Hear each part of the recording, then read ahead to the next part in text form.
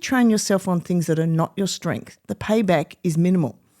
If you put in the time and effort to really polish strength, sharpening those gifts that you see in the Strength Finder, which my top 5 are individualisation, strategic, arranger, achiever and learner. And so I use those. I use those gifts and I sharpen them and I invest in them, and the payback is absolutely, it's off the Richter scale. Yeah. No, I agree. Double down on your strengths. Get really, really good at what you're good at. Yes. And surround yourself with people Correct. with complementary skills. Yeah, have those strengths conversations. Yeah. For sure. I think that's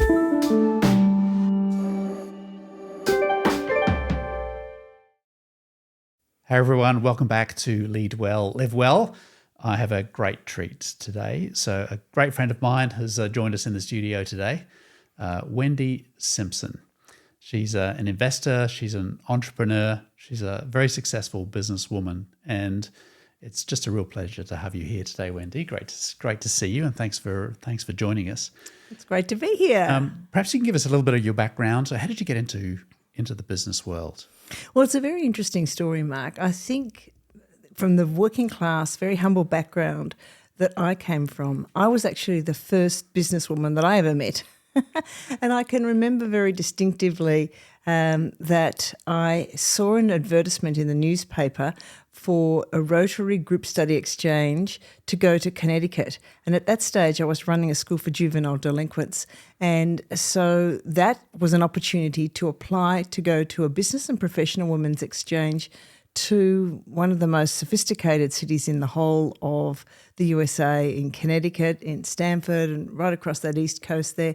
And so I applied and I won. And I got to go to Connecticut and I saw business people from a very humble working class family. I had never really had much to do with business people, and part of the Rotary Group Exchange is an 8-week experience where every week you stay with another family.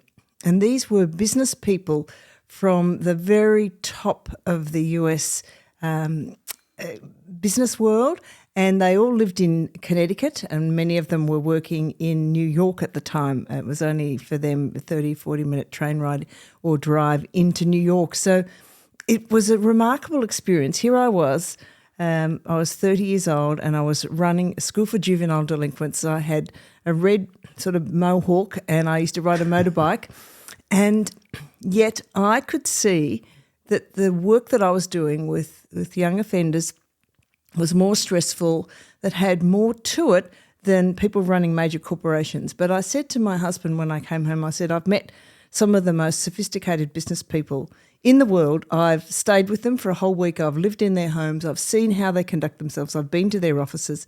And I think if I wanted to do that, I could do it.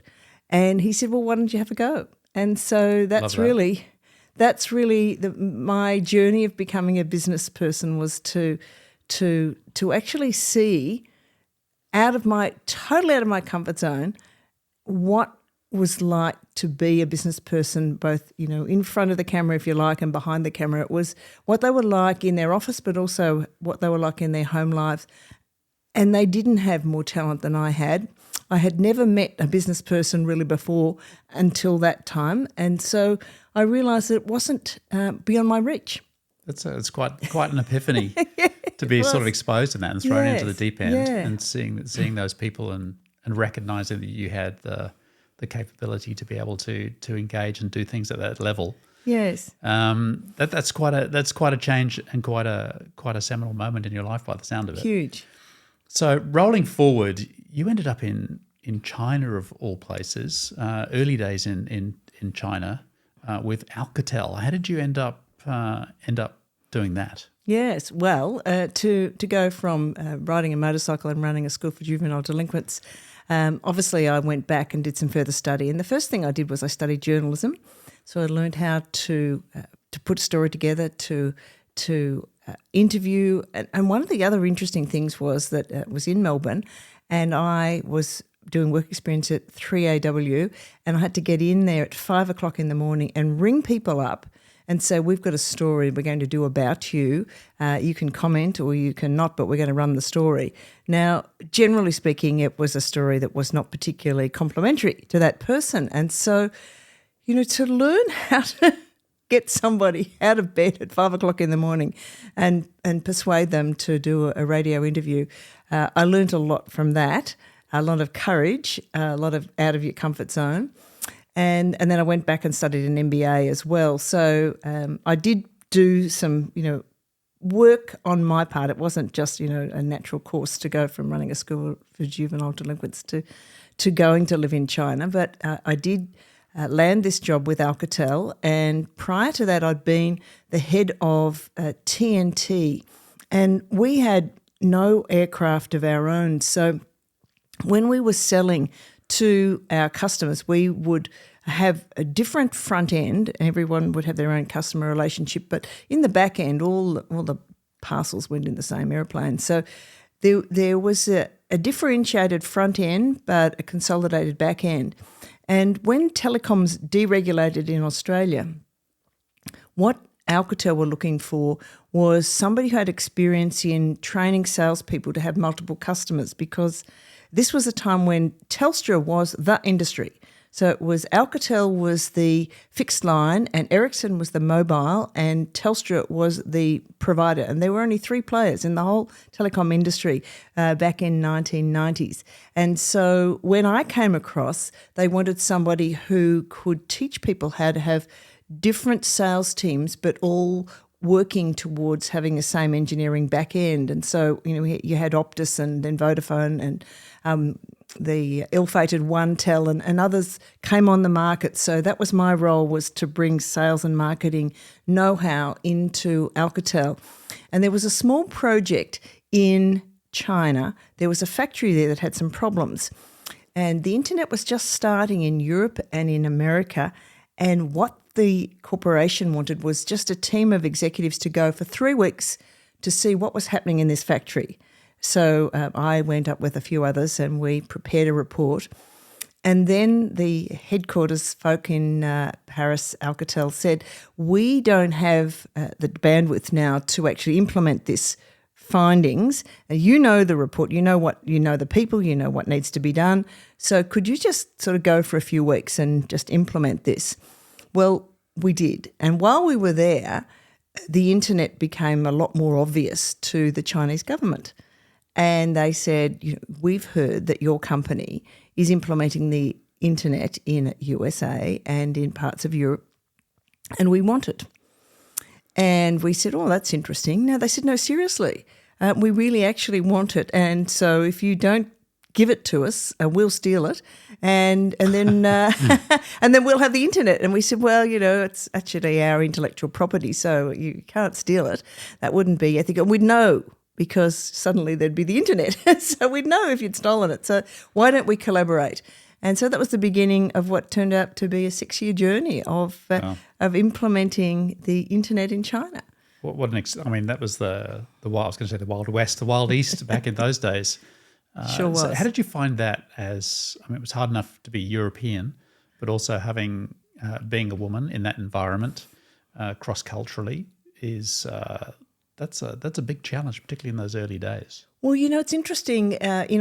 Coming from leadership in Australia, I had always found that I was the only woman in the room, and dealing with Telstra in Australia, there were very few female leaders in Telstra at that time, and same with the French telecoms company, very male-dominated, and not just dominated by men, but French educated men from a particular polytechnique education. And so when I went to China, I was really thinking, well, this is going to be hard.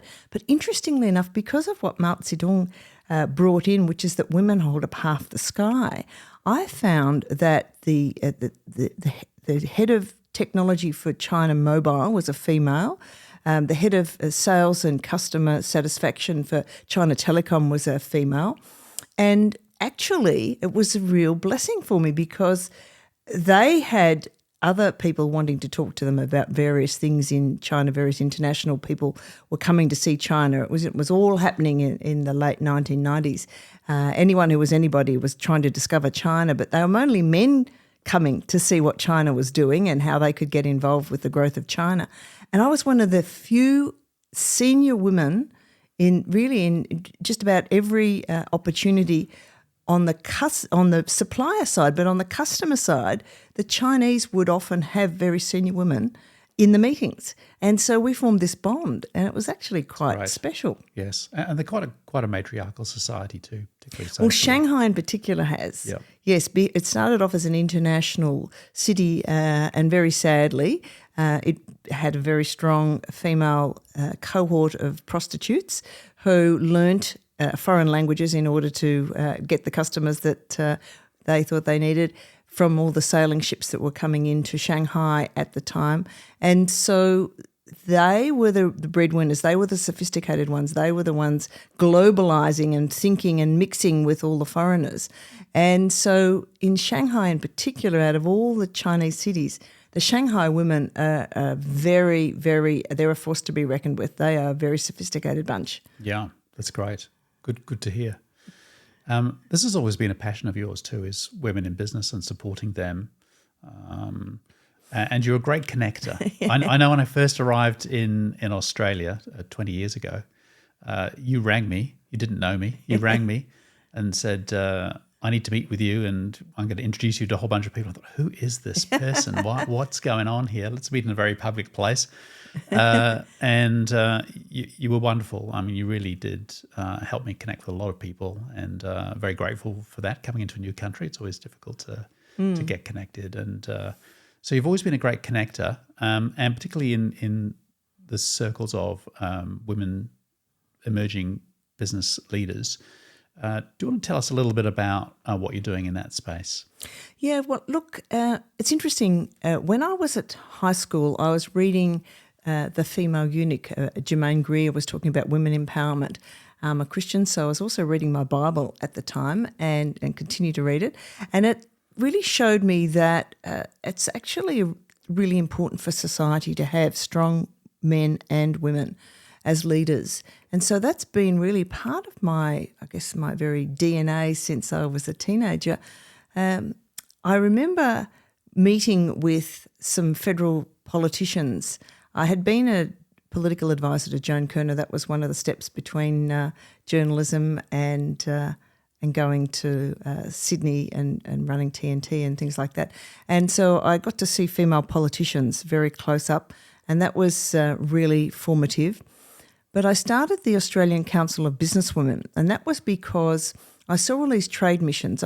When I was working for the Victorian government with Joan Kirner, I was part of the first ever delegation of leaders to go to a trade mission in Southeast Asia to represent the food industry.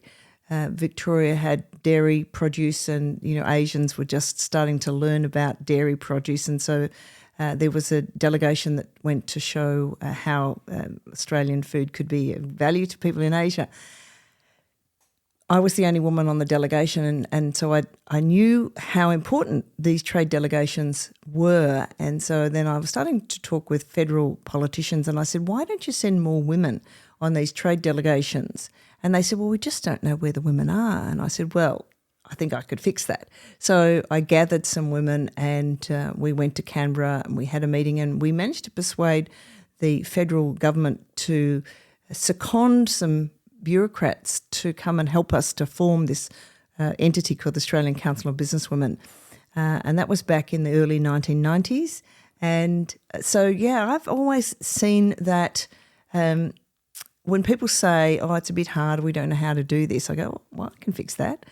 And I think the secret to that is that I've learned from a very important tool called the Strength Finders that I have a gift. And if you do the Strength Finders test, and anyone listening to this, I would recommend that they do Strength Finders. It's a wonderful tool to understand how you've been wired. And I would say it's a God-given gift that I have of being able to meet people and understand uniquely what it is that would be the next step for them. And that gift, according to the Strength Finders test, is individualisation. And that's one of my strengths, and it's a God-given, so I've got to use it. And the more I use it, the more satisfaction and joy I have in life. So I'm very happy to be a connector and to look at a situation. I think entrepreneurs always look at a situation and say, what's not here? What needs to be here?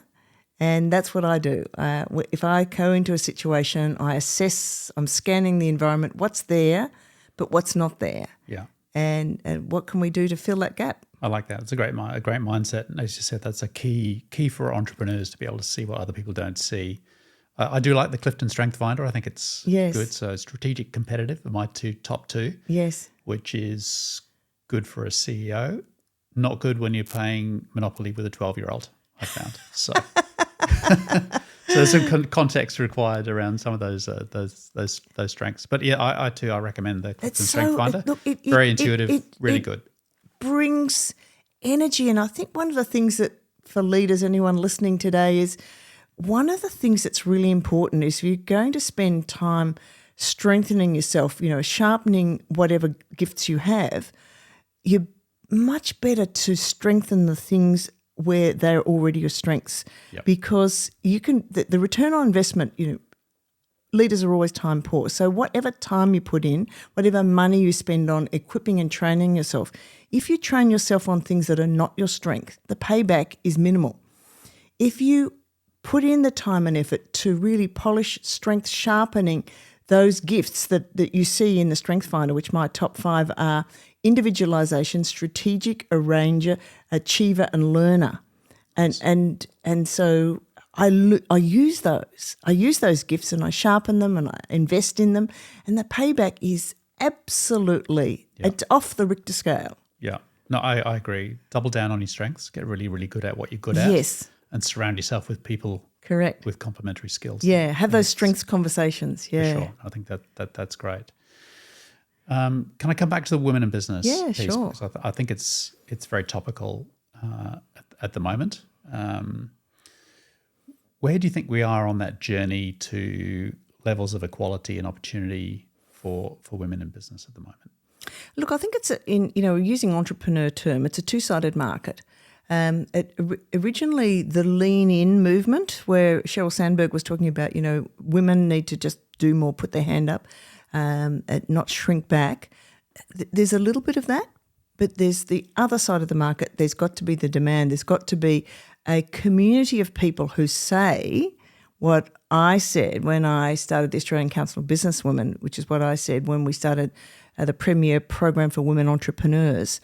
For Australia to be great, we need women and men leaders. Yeah. So there has to be a recognition that it's good for Australia, it's good for business to have women and men in leadership. So if we just say to the women, lean in more, just try harder, but there's people who are shutting doors all over the place, that's not going to work. And so I think one of the challenges is to have that big conversation with people in Australia. Say, I use the example of at one stage we had great desire, of course, as Australia always does, to get more gold medals in the Olympics. And we had a women's swimming team and we had a men's swimming team. And traditionally the men's swimming team was the great shining light of Australia and always winning the gold medals. Well, in the more recent Olympic Games, it was the women's team. And I said to people, thank God we've got a women and a men team, because we're not going to get all the gold medals that Australia wants if we just have a men's swimming team. And I think that analogy applies in business too. We need talented, strong women in both men and women leading together. We need that. And so when organisations are defining talent, some of the challenges are that women do have what they call off-ramps and on-ramps, and often women take a career break. And I think with COVID, one of the challenges with working from home is visibility of leadership talent. If you are not in the office, if senior management are not observing the full talent pool that is in their organisation, then they only see those that come into the office. That's going to be a problem. And the challenge. Often it's the women who are saying, I'd prefer to stay and work from home. Yeah. So I think that's a knotty problem that we haven't solved yet. How does senior executives really assess contribution and performance? And if the stereotypes of we know what a good contributor looks like, and they close their eyes and we say, just imagine what your top performing executives are going to look like. And they often visualise a man. Yes, and that's that's still the cultural norm, I think. I don't think we've still got a long way to go. Do you see, there's a lot of conversation around diversity and inclusion, and that's a good thing.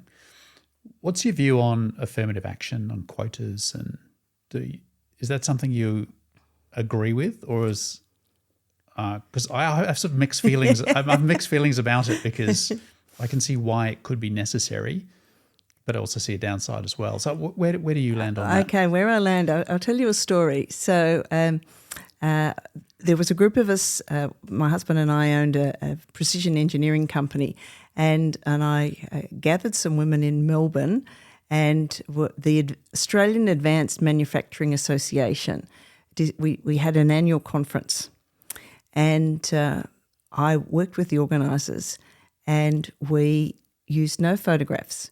We just put the CVs, and we didn't use names, and we said this is the lineup of the speakers, and every one of them was a woman. And so we had the CEO of this group and the vice chancellor of this university in the engineering faculty, and myself and others, and it took the delegates until lunchtime to work out that in fact the whole lineup of speakers were female, and we had a fabulous MC who was one of the 3AW radio announcers, so a professional. We had the top most professional MC, and the way he introduced the speakers, again, we worded him up not to mention that they were women, but just talk about their skill set and their contribution to the Advanced Manufacturing Association, etc. And I said to him after, I said, "You did that so well." He said he was asked to do a story on who were the top 10 most influential business people in Melbourne. And he said, I asked two questions. He said, I asked it twice. He rang up other very influential people in the media, etc., and he said, can you name the top most influential businessmen in Melbourne? And away they went, just threw out names without even, taking a breath. And then he said, now can you tell me the top 10 most influential business women in Melbourne? And they said, I'll have to call you back on that. So what a quota does is say you need to actually be looking. You need to actually make the effort. It is just remarkable still, and I believe that I have achieved a lot, how invisible I am to some people, how invisible many women are to the wider community. It is just remarkable. So when you have a quota, it forces people. It says we just have to go looking. I do a lot of board work, and when people are sitting around saying, who do we know that could be a good board member? A lot of people, particularly the other men on the board, will just give you a list of other men. So because a lot of the boards that I'm on actually are saying we're trying to do gender balance now, they have to actually stop and say, oh, but you want female names, don't you? Yes, that's right. So, now I'm going to have to go away and do some work. Yep. Yes. So that's what quotas do. Right. They force people to look more broadly. It's a bit, to be honest, it's a lazy option to just gather the people you already know. Sure. So you see it as a kind of kickstart to try and sort of build momentum into people's thinking, so that as culture changes, then there'll be less and less requirement for that over time. Yes, I think so. The younger executives, the under 35s, they have well-formed relationships with both men and women, but some of the more senior people still don't have those contacts. Yeah, it's definitely a generational shift here. So when you were awarded the Order of Australia, they don't give those out sort of willy-nilly. So congratulations for that, by the way. Thank you. It's just extraordinary to have that, to be honoured in that way. That was for your work with women and youth. Was it for something in particular? Was there a specific? Well, a very interesting thing. As I said, my husband and I, we do read the Bible, and at the stage when I was 24 years old, I was reading liberation theology about social justice, and so we started to gather a lot of homeless kids, street kids, and we noticed that really there was a housing crisis for homeless kids. And so we started the first community-based, community-funded youth homelessness program in Australia so when I was 24 years old. So when we did that for 13 years, then we ran a youth club as well. And then, as I told you before, I was running a school for juvenile delinquents. So I was very heavily involved in a lot of volunteer and community youth work in my early days. And then the women's work was establishing the International Federation for Women in Commerce and Industry, and also the Australian Council of Businesswomen. And then coming out of the youth homelessness program, myself and a good friend Jan Owen, we started the Australian Federation for Kids in Foster Care. So the youth homelessness and foster care sectors are pretty much, there's a lot of overlap there when kids get to 16, 17. If they've been in the welfare system, some of them can end up homeless. And so that organisation is now called the Create Foundation. But so again, like we talked about before, you look, you see, scan the environment, you see what's there, and then you see what's not there. And back in 1978, the youth homelessness problem was there, but no one was addressing it. Yeah. I feel like I haven't done anything with my life talking to you, Wendy. You've done so many amazing things. So you've been on this massive learning curve for yourself as a leader, both as an entrepreneur and in the corporate world. What would be some of your leadership lessons? Like, what are the leadership principles that you've learnt to pass on to other people who are aspiring leaders? Yeah, thanks, Mark. Well, look, I think the first one is the Strengths Finder. That is just fundamental to energising yourself. Leaders have to have stamina. Leaders have to be able to put in long hours and make good decisions. I found, particularly working in more global roles, that you have to be sparky, you have to be on your game at 10 o'clock at night, sometimes at 2 a.m. in the morning. Those of us in the Southern Hemisphere who are in any global role will identify with this. They say, oh, let's have a conference call. Yeah, great. And, oh, sorry, Australia, sorry, New Zealand, it's 1 a.m. for you, 2 a.m. And if you're going to contribute on the big stage, you have to have stamina. How do you have stamina? Well, one of the ways you have stamina is to work in your strengths, because when you work in your strengths, you're energised, you're not drained, you're not working, outside your ability set. And so that's really important. Yeah, I think that's a really important takeaway. I think the other thing that I've learned about leadership is to understand that leaders absorb pain, they don't distribute pain. And that is hard work. And then that's another reason why you need stamina and you need a secure environment at home and around yourself, because, we all know the leader who comes to work with a bad attitude, kicks, the door, slams the door, has, little outbursts. Yep. That is not conducive to good leadership. We all know that. But it's easy to say and not so easy to implement. And so I married very well. I married a husband who is aligned to me, and we pray together and we support each other. And so having a strong family background is important if you want to be a good leader. We've seen examples recently in the media where people don't have that, and it's very it has ripple effects everywhere. Yeah. So that's an important principle. Choose well. Choose very carefully. Volunteer with if you're dating with someone, volunteer with them. See them in a service capacity. So all of this youth homelessness work my husband and I did together before we were married. So you can see the heart of the person. You can see how they contribute. You can see their stamina levels. Because if you do youth work, it's long hours, and you can see, we did this, we had jobs, so we did it after hours, and you see the character of the person. Yeah. And I think that's important. If you want to be a leader for the long term, you need to partner in your home life with someone with the same values as you and the character that you admire. And I think finally, one of my other strengths as learner, you've got to understand the profession you're in. when I go into an industry, I say, what are the 5 key things that you need to be successful in this industry? And I ask people. So I ask lots of people, and then I form my own view of what you need to be successful in that sector.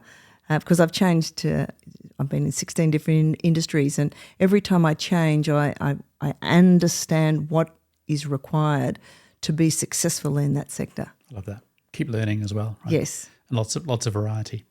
So you've done so many good things. I agree with your selection of husband, by the way. Jeff's a great guy. He's just a genuinely good guy. I enjoy spending a bit of time with him when we get the opportunity. So many things that you've done, and over such a broad range of areas. What would you count as your biggest success? Yeah, it's interesting, isn't it? Look, professionally, what can you say? The internet's pretty spectacular in China. Taking the internet to China, yeah, that's there's not too many people that can be putting that on their CV. Done that, yeah. And there is a book on the history of the telecommunications industry in China, and I'm in it, so awesome. That's pretty special. Honourable mention. Yeah. Pretty exciting. I think, look, more recently setting up the Women Entrepreneur Program, SBE Australia, giving real recognition to the work of women entrepreneurs, getting a platform for them. We had the 10th anniversary in the Sydney Town Hall, and that was pretty spectacular. It's about 800 entrepreneurs. They're just celebrating women entrepreneurs. That's certainly been a great milestone to celebrate. Wonderful. Look, I think staying married in the context of everything else that I've been doing, we didn't mention, but also in the context of the youth homelessness program, we did foster 13 young people. So seeing them flourish and seeing them go on to do various things in life has always been a great encouragement as well. Wonderful. Wendy Simpson, absolute pleasure. Thank you for sharing some of your life and your journey with us today. You mentioned your faith a couple of times. We're going to have a talk on the Monday Movement podcast. We'll explore a little bit more of that for those that are interested in that. But thank you so much for your time today. It's always a pleasure and great to count you as a friend. Thank you so much, and it's a pleasure to be part of the podcast. Oh, you're welcome. Thank you.